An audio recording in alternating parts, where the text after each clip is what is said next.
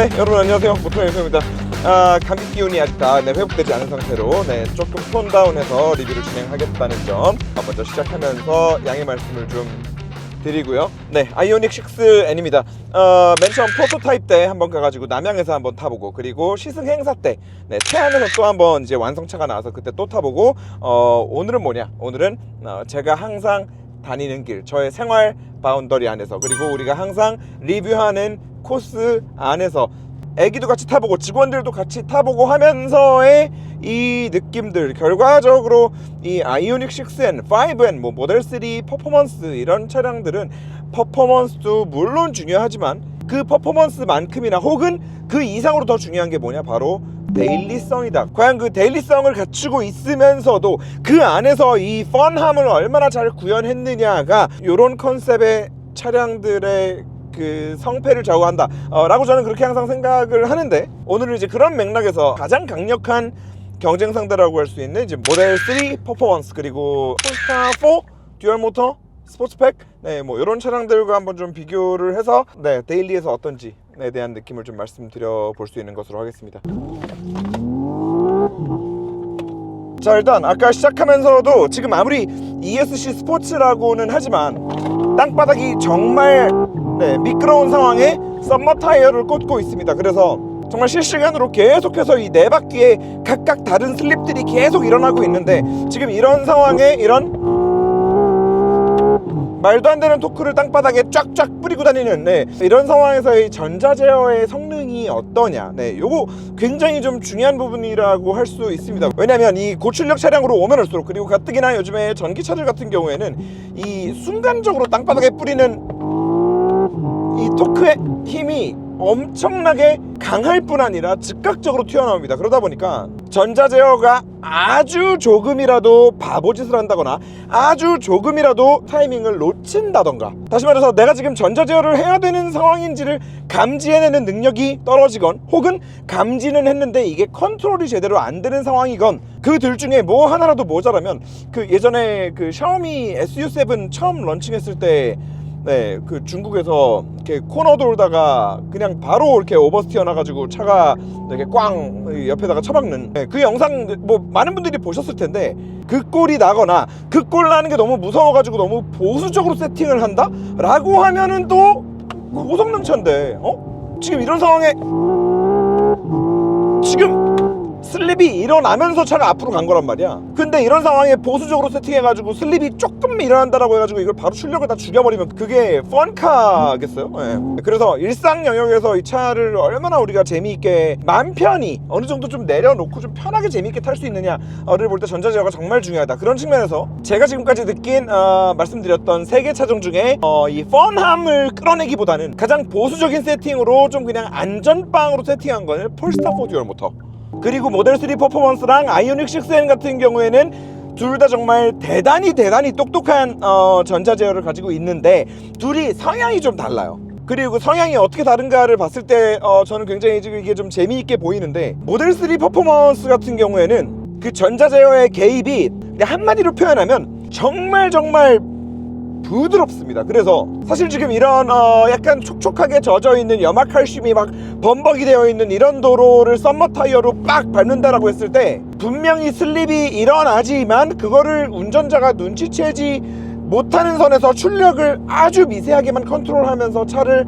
앞으로 쭉쭉쭉쭉 보내요. 그래서 굳이 내연기관 차에서 이렇게 극적으로 성향이 딱 다른 두 브랜드를 가지고 좀 비유를 해드리면, 모델 3 퍼포먼스는 약간 페라리의 느낌이에요. 이 전자 제어가 일어나는 이 순간조차도 좀 고급스러움을 추구한다 그래야 되나? 다만 그만큼 운전자는 정말 이 차가 안정감 있다라고 느끼지, 그거를 약간 재미의 요소로 받아들일 수 있을지는 잘 모르겠거든요. 그런데 아이오닉 6N 같은 경우에는 굳이 따지면 람보 쪽이에요. 그래서 결과값으로 놓고 보면 둘 다 빨라, 둘 다 잘 가. 근데 얘는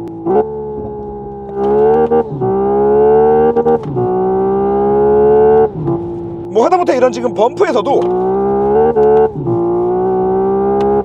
방금 소리로도 들으셨겠지만 순간적으로 바퀴가 살짝 떠서 슬립이 살짝 날 때 그때 전자제어가 출력을 살짝 딱 죽이고 그리고 차가 자세를 잡는 그 느낌이 분명하게 나요. 되게 극적으로 몸에 다가옵니다. 여기서 한 가지, 지금 제가 가상 변속 모드를 사용을 하고 있고 그리고 이 가상 배기 사운드까지 또 같이 듣고 있는 상황이잖아요. 그러다 보니까 우리가 실제로 내연기관차를 지금 운전하다가도 지금 이런 상황에 방금처럼 딱 중간에 슬립이 나가지고 중간 전자제어가 딱 들어왔을 때 우리가 내연기관차 같은 경우도 이 소리로도 이거를 되게 많이 느낀단 말이죠. 그래서 어쩌면 지금 그런 것 때문에 이 차에서 전자제어가 좀 더 우악스럽게 들어온다라고 느끼는 것일 수도 있지만 저 또한 그게 너무 궁금해가지고 이 전자제어 사운드를 싹 다 끈 상태에서 느껴본다 하더라도 확실히 테슬라의 전자제어보다는 뭔가 이렇게 슬립이 일어났을 때 딱 이거를 자세를 빡 잡고 출력을 순간적으로 딱 뺐다가 다시 붙이고 하는 이 모든 것들이 네, 지금도 완전 미끄러운 상태에서 노면이 또 완전 평평하지가 않으니까 풀스로틀을 딱 했을 때 차가 살짝 오른쪽으로 싹 흐르는 느낌이었거든요. 이럴 때 차가 한쪽으로 흐르지 못하게 하려고 하는 이런 전자제어의 느낌들도 그 전자제어가 굉장히 빠르고 즉각적으로 좀 이렇게 힘차게 들어오는 그런 느낌이 있다. 그런데 결과적으로 두 차량 사이에 이런 전자제어의 성향의 차이, 이 펀한 요소를 좀 만들어내기 위한 두 차량의 이런 뭐 가고자 하는 방향이 좀 다르기는 하지만 결과적으로 두 모델 다, 그리고 오늘은 6N 리뷰를 하는 날이니까 결과적으로 이 6N이 이 고성능 파워트레인을 가지고 일상 영역에서 운전을 좀 이렇게 재밌게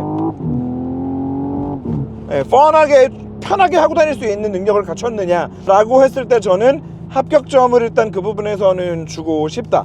그리고 지금 이 부분에 있어서 아이오닉 5N보다도 진보한 느낌이 저는 분명히 드는데, 사실 5N보다 전자제어가 그럼 실제로 더 진보했느냐는 승차감 얘기를 함께 하면서 얘기해야 될 수밖에 없을 것 같아요. 자, 승차감에 있어서 폴스타4랑 모델3 퍼포먼스랑 일단 비교를 한다 라고 했을 때 승차감이 가장 좋은 차는 모델3 퍼포먼스입니다. 네, 진짜예요. 모델3 퍼포먼스가 미친 원페달 드라이빙 때문에 이제 탑승객이 자꾸 머리가 앞뒤로 이제 헤드뱅잉을 한다는, 네, 이제 그 요소를 빼놓고 진짜 이 노면에서 올라오는 요철들을 얼마나 잘 걸러내느냐만 놓고 보았을 때는 셋 중에 모델3 퍼포먼스 하이랜드가 가장 좋습니다. 자, 그리고 나서 폴스타4랑 비교를 했을 때 사실 폴스타4는 승차감이 가장 좋은 모델은 그냥 듀얼 모터예요. 그 ZF 기본샥이 들어간 듀얼 모터 모델이 승차감이 가장 좋고, 개인적으로 저는 퍼포팩까지 들어가 버리면 승차감이 또 좀 꽝이더라고요. 네, 그래서 이 아이오닉 6N의 승차감이 그 폴스타4 듀얼 모터에 퍼포팩까지 들어간 거를 기준으로 한다면 6N의 승차감이 더 좋다. 그리고 뭐 지금까지 많이 말씀드렸지만 5N에 비해서는 정말 많이 좋아진 모습을 보여주는데, 그래서 결과적으로 이게 어느 정도 수준이 있냐라고 하면 5N 같은 경우에는 물론 5N도 26년형 이렇게 되면서 승차감이 많이 좋아지긴 했지만, 저는 그럼에도 5N은 뒷자리에 애기를 태우고 다니는 데일리카로서는 사용할 수 없는 차다라고 여전히 그런 인식을 가지고 있고요. 그에 반해서 아이오닉 6N은 뒷자리에 아이를 태우고 패밀리카로 그냥 일상생활에서 항상 아이를 태우고 다니는 패밀리카로서 사용을 해도 무방할 정도의 승차감을 가지고 있다고 생각을 합니다. 자, 그 정도로 5N에 비해서는 정말 차가 부들부들해졌다는 얘기인데, 이 부들부들한 느낌이 저는 전자제어가 훨씬 더 5N보다도 더 똑똑한 느낌이 든다라는 것과도 좀 이렇게 연결될 수 있다고 생각을 해서, 네, 지금 이제 승차감 얘기가 넘어온 거고요. 자, 이게 차가 승차감이 좋아지면 물론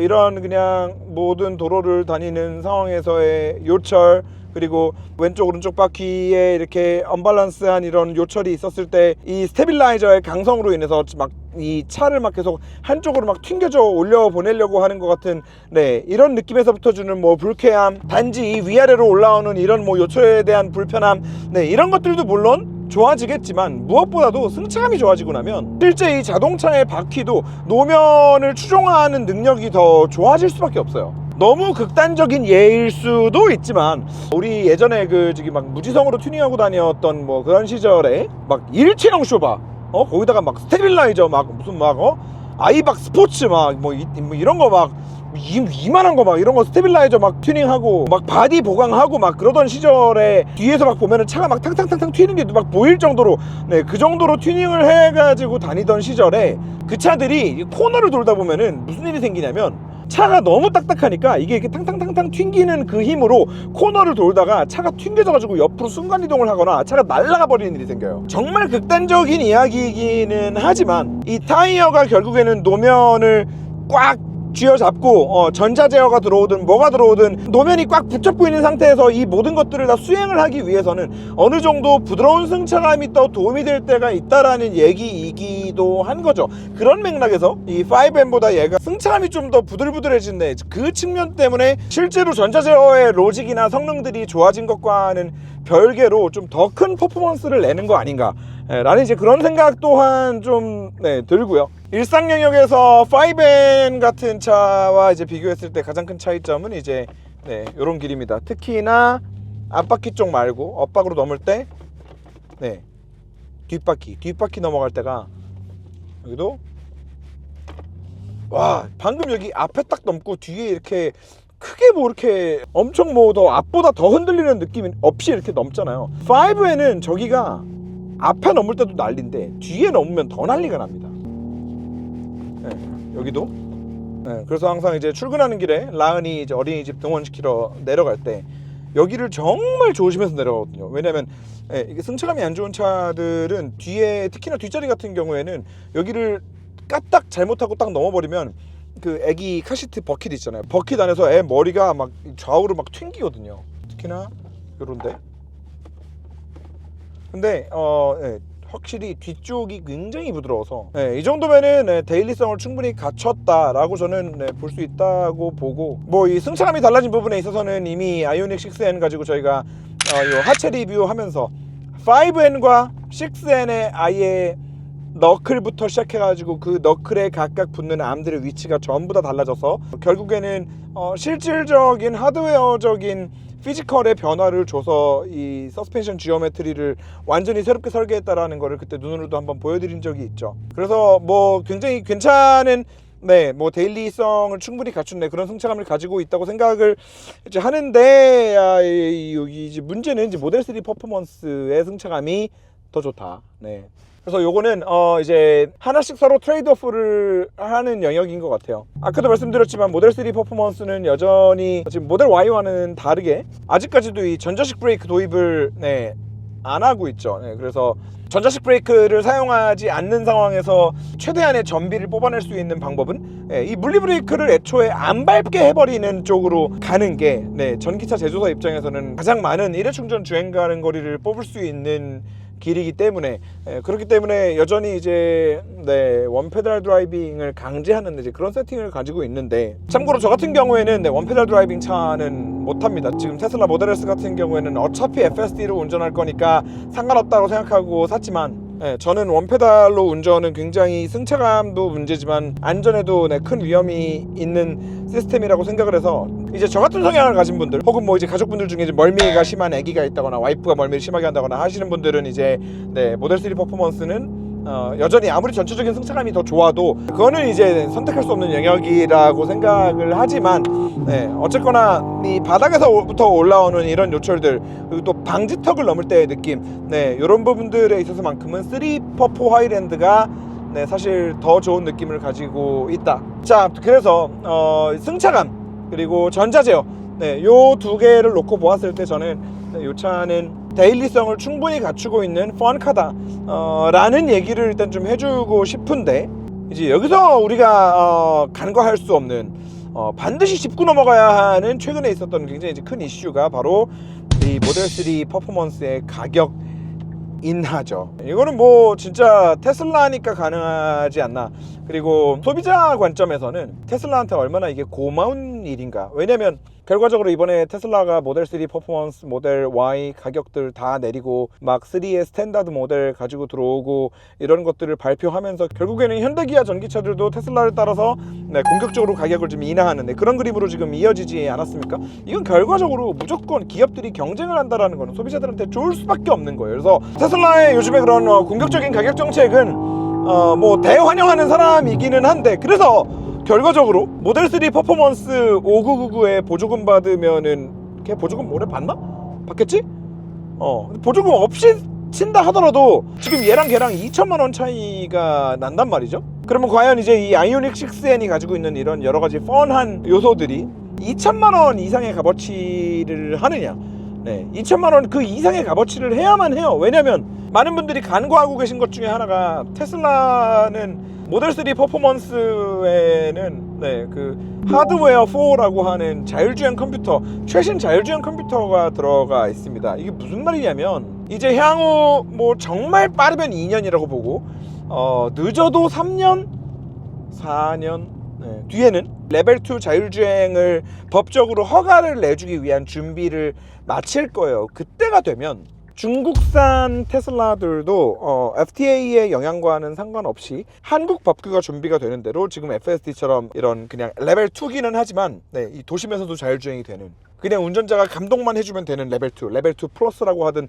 그게 레벨 2.999라고 표현을 하든 뭐가 됐든 간에 거의 자율주행차처럼 움직이지만 운전자가 감독만 해주면 되는 이 시스템이 결국에는 한국도 이제 법제화가 돼가지고 이제 준비가 될 거란 말이죠. 그럼 이제 그때 모델 3 퍼포먼스는 네, 어느 한순간에 딱 OTA를 때리는 순간 네, FSD를 쓸 수 있는 가능성까지 열려있는 차라는 거를 우리가 생각을 해야만 합니다.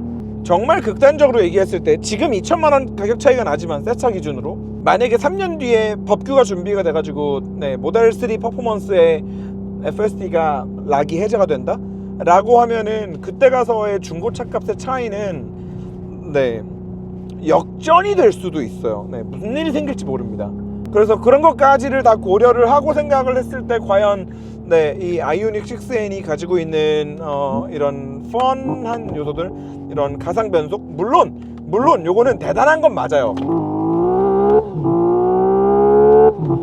제가 전에도 한번 얘기한 적이 있는데 이 5N이나 6N이 가지고 있는 요 가상 변속 시스템 있죠. 이거를 이미 리뷰를 충분히 한 상태에서 더 이상은 이제 궁금하진 않아.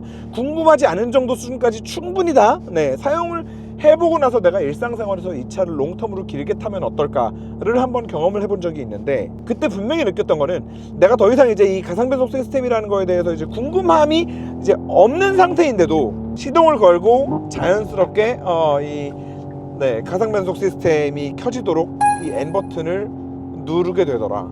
그리고 이거 진짜로 네, 정말로 주작이 아니고 와이프한테도 하루 타보라고 네, 놓고 나왔어요. 제가 집에 모델 S를 하루 탈 일이 있어가지고 모델 S 가지고 나오고 요거 타라고 하루 집에다가 놓고 나왔는데 네, 와이프가 이 변속되는 걸 가지고 재미있다라고 표현을 하더라고요. 너무 재밌다고.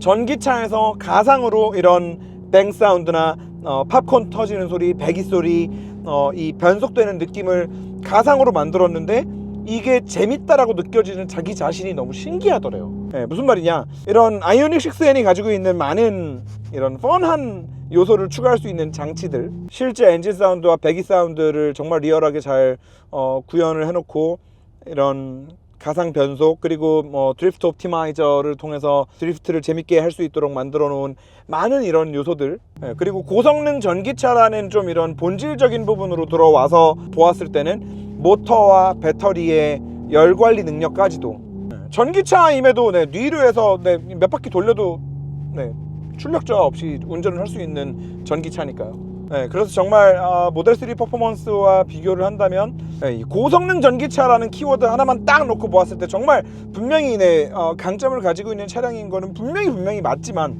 네, 람보르기니가 뭐 아무리 막 그렇게 화려하게 만들고 이것저것 아무리 다 갖다 넣어가지고 만들고 해도 페라리의 판매량을 따라가지 못하는 데는 이유가 있는 것처럼, 네, 저는 현대가 이 아이오닉 6N을 통해서 보여준 또 많은 가능성들, 많은 기술력들, 이런 거에 너무나 가슴이 뛰고 미래가 기대되는 사람이기는 하지만, 그래서 모델 3 퍼포먼스보다 이게 2천만 원 이상의 값어치를 하니까 이 차를 사세요 라는 얘기를 네, 하기는 좀 어렵네요.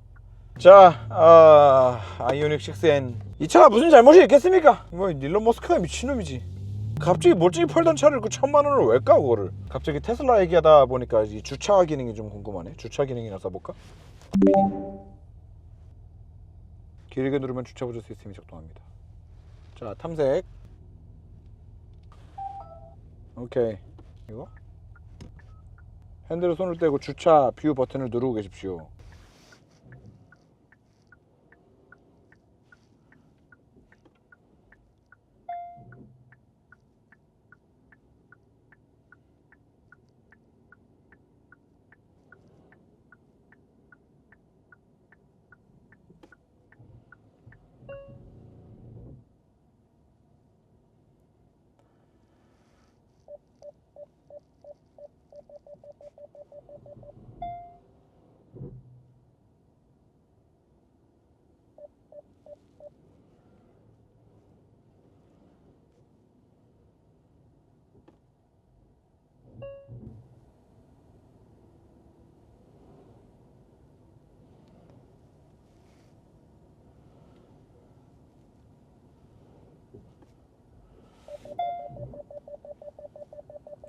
네, 주차의 결과물 자체는 이렇게 나쁘지 않아 보이는데요.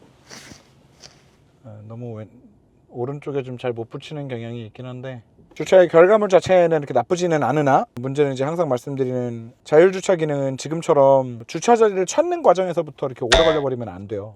이 같은 경우에는 어쩔 수 없이 이 주차 시스템을 확인하는 요 모듈이 주행보조 모듈이랑은 별개로 분리가 되어 있어요. 그래서 자동주차 모듈은 카메라를 후방 카메라 데이터만 받거든. 그러다 보니까 결과적으로 이 자리를 후방 카메라가 스치고 지나가기 전에는 저게 자리인지 아닌지 인지를 못하는 거죠. 반면에 테슬라 같은 경우에는 차에 달려있는 모든 카메라가 주변의 상황을 모두 총괄해가지고 하나의 프로세서가 다 관장하기 때문에 그냥 내 정면에 저기 주차 자리가 있으면은 저 자리조차도 내가 따로 뭐 이 자동주차 모드를 인가하지 않더라도 바로 저희가 주차 자리라는 게 인식이 돼서 버튼만 누르면 바로 가서 주차하는 게 가능하지만, 주차의 행위 자체, 주차의 결과물 자체를 다 떼어놓고 생각을 했을 때 일단 시작부터가 너무 이제 프로세스가 많으니까 이게 좀 문제라고 생각을 항상 합니다. 자, 아이오닉 6N 리뷰였고요. 현대가 이 아이오닉 6N에서 보여준 많은 기술력들, 또 이 다음 세대 플랫폼에 적용해서 더 대단하고 더 가격 경쟁력 있는 그런, 또 이 한국 차쟁이들의 가슴을 뛰게 할 그런 차량들을 또 빨리 출시해 줬으면 좋겠다는 생각이 듭니다. 네, 시청해주셔서 감사합니다.